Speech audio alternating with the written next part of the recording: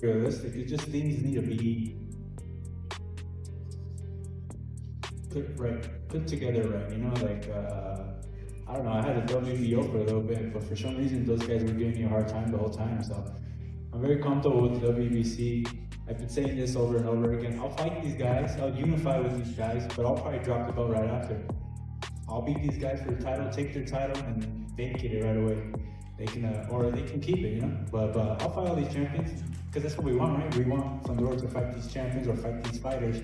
But they can keep the belt after. I don't care. I'm happy with the WBC. And he called this a takeover for you at 154. Ultimately, you and Fundora have to cross paths. I feel like everybody gotta come to me regardless through this weight division. Like I said before, I'm the cash cow of this division. If anybody want to fight, they're gonna make the most money fighting me than anybody else. So I feel like I'm the cash cow of this division, and I'm the best. To have the right weapons, and he's gonna be calling on the right weapons all night long. I have no doubt about that from this dude right here. And I know with all 16 plus weapons that Boots got, Boots be like this. Yeah. You know, you gotta, bruh. With this one right here, it's gotta be, all right, shotgun. What about Fundora? I mean, obviously, you know, I feel like there was a point in time you was calling his name too. Yeah, I mean, again, Fundora is just fighting the elderly that they have at PBC. He just fought Thurman. He just called out Charlo, Spence. Hey, Spence was good 3 years ago. Charlo was good 4 years ago. Thurman, 2019. So you get what I'm saying? I was making my pro debut when he was in his prime. So it's like, this guy he doesn't care about greatness. He cares about having good names that are not. The internet has been buzzing with claims that Sebastian Fundora is suddenly feeling the pressure after Jaron Boots Ennis publicly promised to take him apart. Some headlines are pushing the idea that fear has taken over the champion's camp. But the bigger story goes beyond simple pre-fight trash talk. Boots Ennis hasn't merely challenged the massive 154-pound champion. He has laid out what appears to be a detailed strategy for breaking down Fundora piece by piece. Together, when you're fighting a guy like Fundora, you know what I mean? Then later on, you sneak that shot in and try to take him out, you know what I mean? That right hand, you know what I mean? Every time Fundora fights, he drops his hands. He's so tall, he drops his hands. That's when you slide in and drop down and come up top, boom, with the right hand and left hook behind it. Not just one shot, you know what I mean? Just in case you miss with the right hand.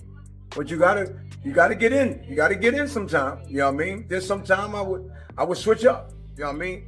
Frustrating, you gotta frustrate. While fans are waiting for Fundora to answer, Boots has already put his plan on display. The formula for dealing with the 6 feet 6 inches giant is no longer a secret, and Ennis seems completely confident that nobody can prevent him from putting that strategy into action. Most talented fighter currently at 154 pounds. The most skilled fighter, the most talented fighter, the most athletic fighter. All of those things, I think Jaron Ennis is, despite some of the comments that were made by Tim Bradley about him being a dog and Jaron Ennis is that guy. Man, this is going to be a tougher fight for Jaron Ennis than what I originally thought. Fundora will be able to hit Boots from range. Boots is going to have to really use his head movement, use his defensive skills, slip shots, get on the inside, throw shots to beat somebody like Sebastian Fundora.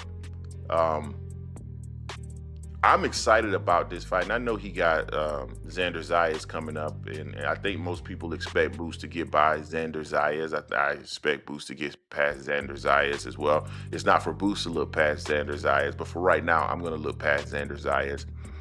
I think this fight could be between him and Sebastian Fundora could be the biggest fight at 154 pounds. I thought it was him and Virgil Ortiz, but I don't know. This fight could be bigger. This is a huge challenge for Jaron Boots Ennis, one that I would love to see him in the ring. Ignoring the physical difference between two fighters when one is nearly half a foot taller requires an enormous amount of belief. But Boots clearly has that confidence. When the conversation turned to Fundora's unusual height and reach, Ennis showed absolutely no hesitation. Rather than treating those advantages as something terrifying, he challenged the entire idea that Fundora's size makes him impossible to solve. Boots explained that after facing countless styles throughout his amateur and professional career, he has already seen the kind of approach Fundora brings.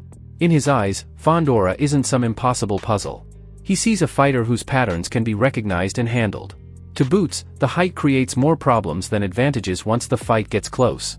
He simply refuses to be intimidated, believing that a bigger opponent also gives him a larger target to attack. Fundora's style is very unique. I mean,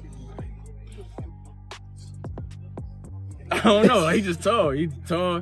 Like I said, I can't watch him, so I can't really give you sit here and like explain. Hey, when the time come, I'll watch him. But as of right now, I just from this little stuff that I be seeing, it like he's just a tall pressure fighter. From the stuff that I be seeing. What do you feel about him losing to Keith Thurman, losing to Fundora? What do you feel like Keith Thurman should have did to deal with a guy that tall, since you're used to dealing with bigger guys? With taller guys, you got stay in their chest. You got to be in their chest. You got to dog them out, and don't let them get no room to. What really has people talking, however, is exactly how Boots intends to put that confidence into action. He has described a strategy built around wearing Fundora down from the inside. Against someone with extraordinary reach, Ennis knows that simply standing at long range could play directly into the champion's strengths. His answer is to close the distance, get underneath that long jab, and force Fundora into a physical fight where his reach becomes less useful. Once inside, Boots plans to attack the body with calculated pressure. His idea is simple: damage the foundation first. By constantly working Fundora's midsection, Ennis wants to take away his stamina, force his hands lower, and gradually drain him mentally and physically before looking for the finishing sequence. I'm thinking if, because Fundora more like, he kind of robotic, And if you got a guy that can flash in on you, that can move with athleticism, that can throw him up, I think Boots, that'd be perfect for him. I think they've been moving him a little cautious, but I'm thinking he got it to do it. I'm looking for Boots to do it. I be looking for Boots. If I'm Boots, if I don't get the Xander Zayas fight, I want him next. Give me a tune-up, then give me Fundora next.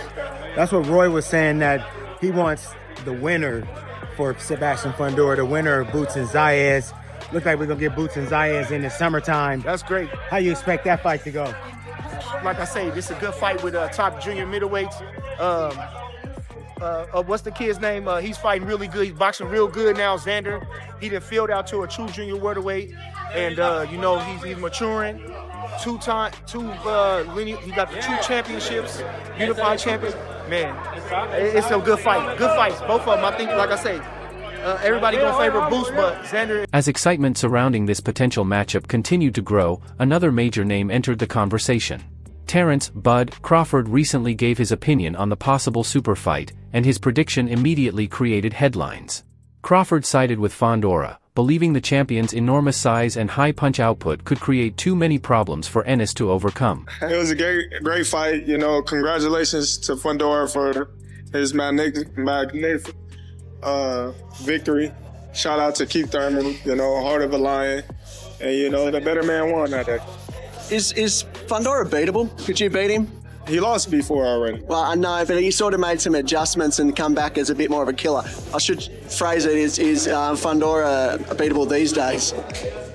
All fighters is beatable. It just take the right special. For a less confident fighter, support for the opponent from someone like Crawford might have created doubt. Boots, however, appeared completely unfazed. Instead, he brushed aside Crawford's prediction and described Fundora as an easy assignment. That reaction only created more speculation among fans, with some suggesting Crawford may have reasons beyond pure analysis for backing Fundora. The theory is that a rising fighter like Ennis could eventually threaten Crawford's position and legacy. Whether that speculation has any truth behind it or not, Boots showing no concern over Crawford's warning has only made the rivalry more interesting. Fundora's the best guy 154. You said Fundora would beat you. What do you like your thoughts on that? I don't care no longer. That stuff be bothering me, but like I said, I'm the best at 154. Everybody knows it, and I'm gonna keep standing each other every time out. So we saw you in the last few fights, and you flattened down, you walked forward on guys, and you got guys out of there. Yeah. Do you feel like fighters don't remember when you were moving light on your feet and and showing your other skill sets? Do you feel like they're underestimating you when it comes to that? Like he's gonna chase you or feel like he can get around you? I mean, like I said, I don't care what he do. It's nothing he really could do to stop what I got going on right now. Like I'm super locked in, super focused, and on tasking him. Whatever he brings to the table, we're gonna be ready. We got a lot of guys that's going to deliver, in camp, and we're gonna show up. I know previously you fought forgot the guy's name. Lima, and then before that you fought Stan Jonas. You know, kind of guys that's like stand in front of you. But before that you fought Karen, even though you won every round. You know, Boots, I refer to you as the phenom. Roy Jones, he said that you remind him a lot of him last week, and he said that you are a serious problem. Yeah. When you hear Roy Jones say stuff like that, man, what do you think about that? Roy Jones, one of my favorite fighters, so it's a blessing, you know. Crawford's prediction has now split the boxing community into competing camps. Inside professional boxing circles, several elite fighters are openly supporting Boots. Shakur Stevenson, for example, has made it clear that he believes strongly in Ennis. Stevenson has praised Boots' intelligence inside the ring and confidently stated that he sees Ennis beating Fundora whenever the two meet. Fight. Boots a hell of a fighter. And what you think of the promotion and the crowd and the energy here in I love Philly? the energy at Matchroom. Big meeting for you next week. Eddie. You said what? We're going to talk, but like I said, I love the energy at Matchroom. Sounds good. Crawford versus Boots, who wins given tonight's performance? I'm not answering that question. I love my big brother Bud. I think he's a hell of a fighter. I think Boots is the future of boxing, and two hell of a fighters. You see him being undisputed at 147? You think he'll be undisputed at 147? Among hardcore fans, especially across online boxing communities such as Reddit, the argument is far from settled.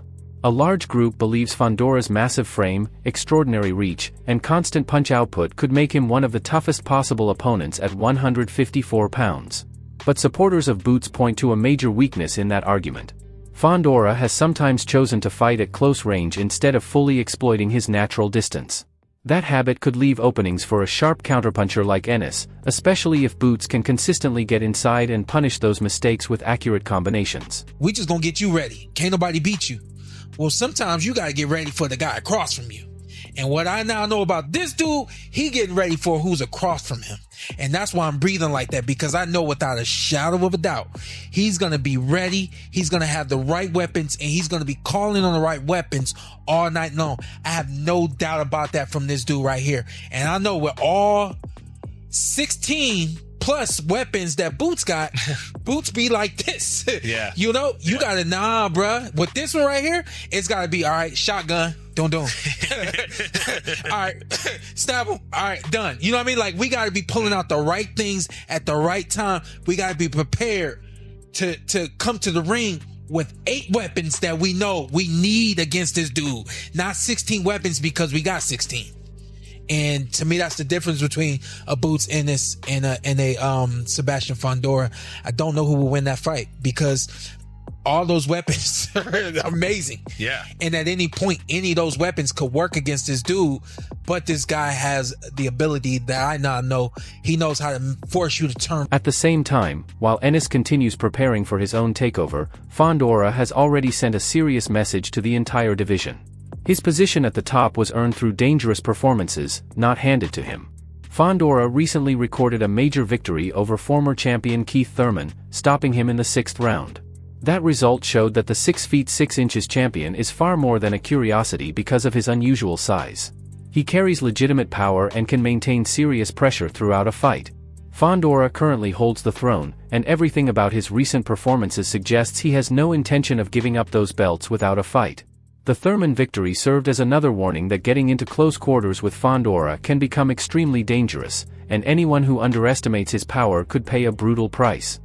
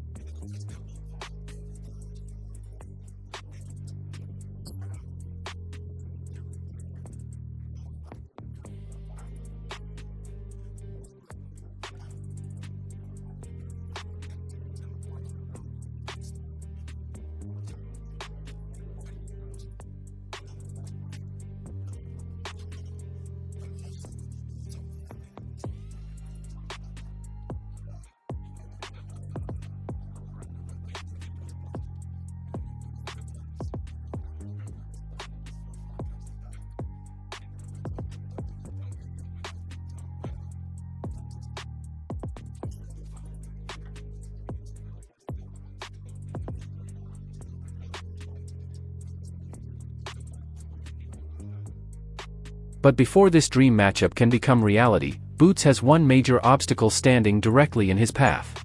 On June 27th at Barclays Center, Ennis is scheduled to face the explosive undefeated Puerto Rican prospect Xander Zayas. At just 23 years old, Zayas enters the fight with confidence and ambitions of following the path established by Puerto Rican legends such as Miguel Cotto and Felix Trinidad. While fans are already looking ahead toward a possible Fundora showdown, Zayas was the one who actively pursued this opportunity against Ennis, putting his perfect record on the line for a chance to make a major statement. This is a high-pressure fight where one undefeated fighter is guaranteed to suffer the first blemish on his record. If Ennis takes Zayas lightly for even a moment, the entire plan for reaching Fundora could disappear immediately. Listen, a fighter can want that all they want. How do you convince Top Rank to do some shit like how does that happen? And I'm why that does guy, it happen? because I'm that guy. It's simple. I'm that guy. He's the number one supposedly. He's gonna have to. The stakes surrounding this division have reached another level, and everything appears to be moving toward one massive collision. If Boots Ennis gets through the challenge of Xander Zayas this weekend, a potential undisputed showdown with Sebastian Fundora could become the matchup everyone wants to see. It would bring together two completely different forces, one fighter relying on timing, technique, and ring intelligence against another who uses extraordinary dimensions, relentless output, and serious knockout power. The strategy has been revealed, the warnings have already been delivered, and now the boxing world is waiting to see which side proves correct. When these two finally meet, the question will be whether elite technique can overcome an opponent built like a giant, or whether Fundora's unusual physical advantages will continue controlling the division. Who do you believe will leave with the crown? Share your prediction in the comments. That's it for today. If you enjoyed the video, make sure to hit like, subscribe to the channel, and turn on the notification bell so you don't miss our next boxing updates. Let us know your thoughts below, and we'll see you in the next video.